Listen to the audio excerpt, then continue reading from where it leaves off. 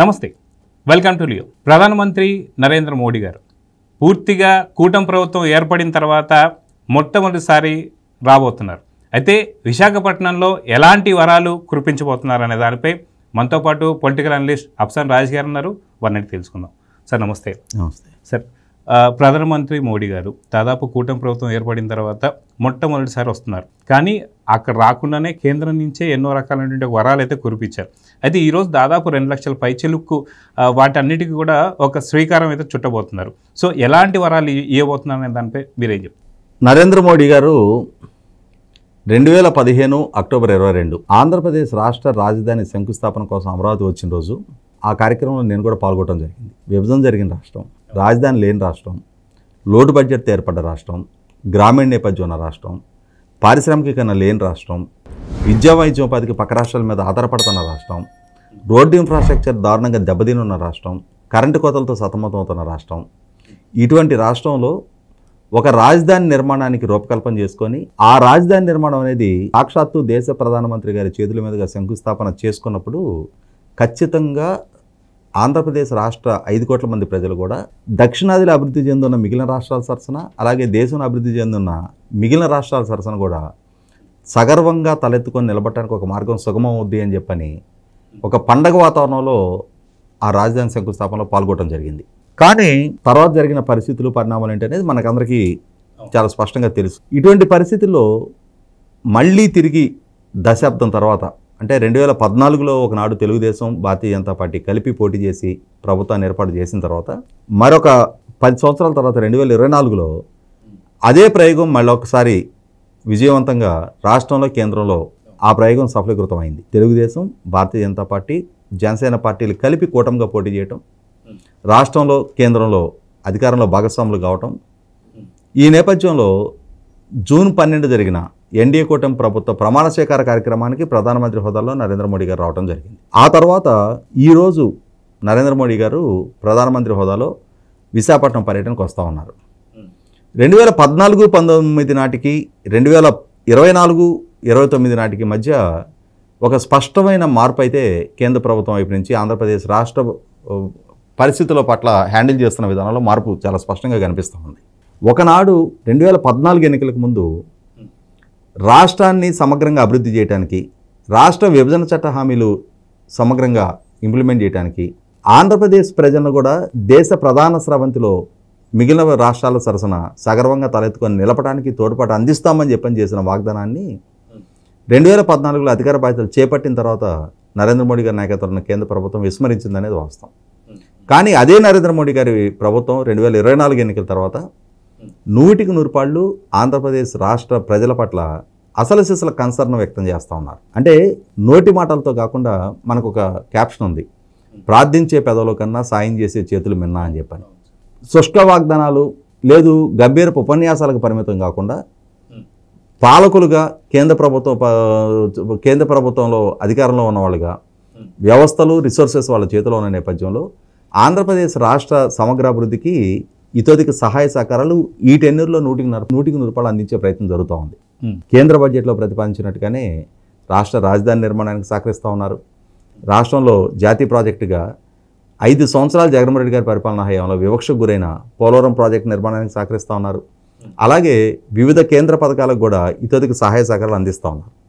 ఇటువంటి నేపథ్యంలోనే దశాబ్ద కాలం పైగా రాష్ట్ర విభజన జరిగిన 6 నెలల్లోగా ఇంప్లిమెంట్ అయి ఉండాల్సిన విశాఖపట్నం రైల్వే జోను అది కలగానే మిగిలిన నేపథ్యంలో ఆ కళ సాకారం చేయడం కోసం, అలాగే విశాఖపట్న ప్రాంత ముఖ చిత్రాన్ని మార్చే పారిశ్రామిక పెట్టుబడులు శంకుస్థాపనలకి, అలాగే రాష్ట్రంలో ఉన్న ఇప్పటికే పూర్తయిన కొన్ని infrastructure projects like national highways, railway ప్రాజెక్టులు, ఇటువంటి వాటిని ప్రారంభించి జాతికి అంకితం చేయడం కోసం, అలాగే మరికొన్ని కీలకమైన ప్రాజెక్టులకి శంకుస్థాపన కోసం ఓవరాల్గా 2 లక్షల కోట్లకు పైగా బడ్జెట్ తోటి రాష్ట్ర వివిధ ప్రాంతాలకు సంబంధించిన ప్రాజెక్టులకి శంకుస్థాపనలు, ప్రారంభోత్సవాలు వర్చువల్గా చేయడం కోసం అని చెప్పని నరేంద్ర మోడీ గారు ఈరోజు విశాఖపట్నానికి వస్తూ ఉన్నారు. 100% ఒక ఆహ్వానించదగ్గ పరిణామం ఇది. ఎందుకంటే ఎన్డీఏ కూటమి 2024 ఎన్నికలకు ముందు రాష్ట్రంలో నైరాశ్యంలో మునిగిపోతున్న యువతకి ఈ టెన్యూర్ మాకు గనక అవకాశం ఇస్తే ఈ 5 సంవత్సరాల కాల పరిమితిలో 20 లక్షల మందికి ఉపాధి కల్పన చేస్తామని చెప్పిన వాగ్దాన దిశగా ఇప్పటికే చాలా పారిశ్రామిక ఒప్పందాలు దొరుకుతూ ఉన్నాయి. చాలా పరిశ్రమలు గ్రౌండింగ్ అవడానికి సిద్ధమవుతూ ఉన్నాయి. ఇటువంటి స్థితిలో విశాఖపట్నం ప్రాంత ముఖ చిత్రాన్ని మార్చడానికి అనుకూలమైన నక్కపల్లి ఫార్మాసెజ్ కానీ, అలాగే గ్రీన్ హైడ్రో ప్రాజెక్ట్ 1,85,000 కోట్ల రూపాయల పెట్టుబడితోటి ఆ గ్రీన్ హైడ్రో హబ్ ఏర్పాటు కోసం జరుగుతున్న శంకుస్థాపన కూడా ఈరోజు నరేంద్ర మోడీ గారి చేతి మీదుగా జరగబోతూ ఉంది. ఆ ఒక్క ప్రాజెక్ట్ నుంచే సుమారుగా 50,000 మందికి పైగా ఉపాధి కల్పనకు మార్గం సుగమవుతూ ఉంది. ఇటువంటి సందర్భంలో ఖచ్చితంగా రాష్ట్రంలో వివిధ ప్రాంతాలకు సంబంధించిన విశాఖపట్నంలో వర్చువల్గా నరేంద్ర మోడీ గారి చేత శంకుస్థాపనకు నోచుకుంటున్నా, లేదు ప్రారంభోత్సవాలకు నోచుకుంటున్న ఇన్ఫ్రాస్ట్రక్చర్ ప్రాజెక్టులు, రైల్వే ప్రాజెక్టులు 100% రాష్ట్ర ముఖ చిత్రాన్ని మార్చడానికి ఉపయోగపడతాయి.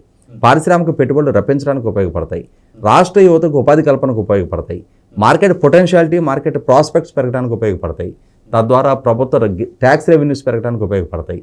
సంపద సృష్టి పెంచడం ద్వారా రాష్ట్రంలో సమగ్ర సంక్షేమాన్ని అమలు చేస్తానని చెప్పిన చంద్రబాబు నాయుడు గారి కళ సాకారం చేయడానికి కూడా మార్గం సుగమం చేస్తుంది.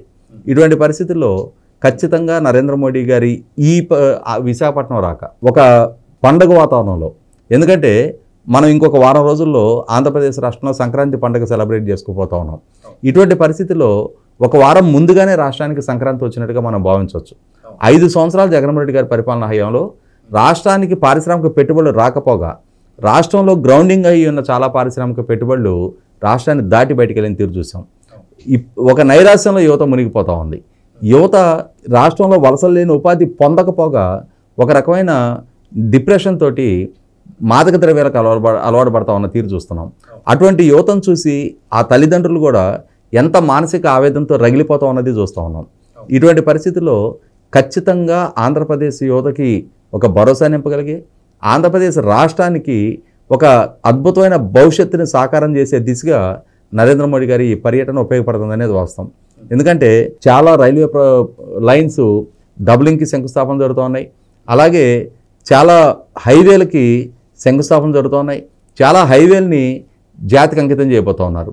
100% రాబోయే కొన్ని సంవత్సరాల పాటు ఆంధ్రప్రదేశ్ రాష్ట్రంలో ఎకనామిక్ యాక్టివిటీ పుంజుకోవడానికి, అలాగే రాష్ట్ర ప్రభుత్వానికి ట్యాక్స్ రెవెన్యూస్ పెరగడానికి కూడా సానుకూలపరిచే నిర్ణయాలు అయినందువల్ల 100% నరేంద్ర మోడీ గారి ఈ పర్యటన ఆహ్వానిద్దాం. నరేంద్ర మోడీ గారి ఈ పర్యటన ద్వారా, నరేంద్ర మోడీ గారి ద్వారా శంకుస్థాపన జరగబోతున్న అన్ని పరిశ్రమలు కూడా వీలైనంత త్వరగా, అంటే అవి గ్రౌండింగ్ అవ్వాలి, వాటి ద్వారా ఉపాధి కల్పన కూడా జరగాలి. ఇదే సందర్భంలో రాష్ట్ర విభజన చట్టంలో ప్రధానంగా పొందుపరచబడున్న విశాఖపట్నం రైల్వే జోన్, ఆ రైల్వే జోన్ కూడా దశాబ్ద కాలంగా అపరిష్కృతంగానే ఉండిపోయింది. 2019 ఎన్నికలకు ముందే కేంద్ర ప్రభుత్వం ద్వారా ఎప్పుడూ తెలుగుదేశం పార్టీ పార్లమెంట్లో ఆనాటి ఎన్డీఏ ప్రభుత్వం మీద పెట్టిన అవిశ్వాస తీర్మానం సందర్భంగా ఇచ్చిన అష్యూరెన్స్ కూడా ఇప్పటికీ అమలుకు నోచుకోవాలి.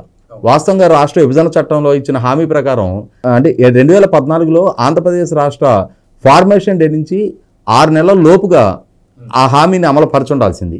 కానీ దశాబ్ద కాలం తర్వాత అయినా సరే, ఇప్పటికైనా సరే అది శంకుస్థాపనకు నోచుకుంటున్న నేపథ్యంలో, ఆ కళ సాకారం అవుతున్న నేపథ్యంలో ఉత్తరాంధ్ర ప్రజల కళ కూడా సాకారం అవుతూ ఉంది. దానికి తోడు విశాఖ డివిజన్ కూడా అంటే ఇప్పుడు కొత్తగా ఏర్పాటవుతున్న జోన్లోనే కొనసాగించే నిర్ణయం తీసుకోవడం కూడా 100% ఆహ్వానించదగ్గ పరిణామం.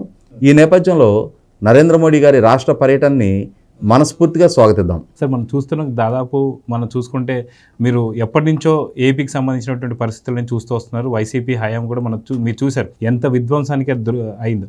అయితే ఇప్పుడున్నటువంటి ఏపీ ప్రజలకు కావచ్చు, యువతకు కావచ్చు, వీళ్ళందరికీ 2029 కల్లా ఏపీ ఎలా ఉండబోతుంది అని మీకున్నటువంటి ఒక ఊహ అంటే మీరు ఏం చెప్తారు? అంటే ప్రస్తుతం ఆంధ్రప్రదేశ్ రాష్ట్రంలో 2019-2024 మధ్య జరిగిన విధ్వంసం నుంచి బయటపడి ఒక రకంగా జగన్మోహన్ రెడ్డి గారి ద్వారా రాష్ట్ర బ్రాండింగ్ దెబ్బతీయబడింది. సహజంగా ఇవాళ రాష్ట్రాల మధ్య ఒక ఆరోగ్యకర పోటీ ఉంటుంది.